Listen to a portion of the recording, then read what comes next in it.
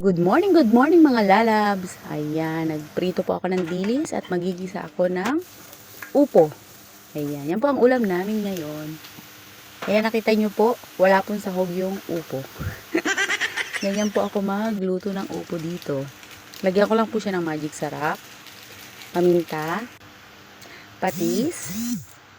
Ayan po, at pagkahalo, takpan ko lang po siya hanggang sa magsabaw siya. Hanggang sa maluto po. Ayan, nakita nyo po. Nagtubig po siya. Ayan, luto na po siya. Ayan po, pati yung dilis luto na.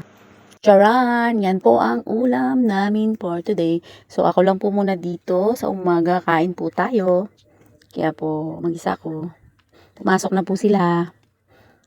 Ayan, kain po tayo. Almusal mga lalabs.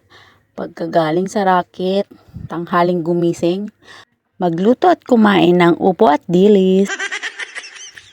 Masarap pong balik-balikan yung mga ulam na nakasanayan natin sa Pinas.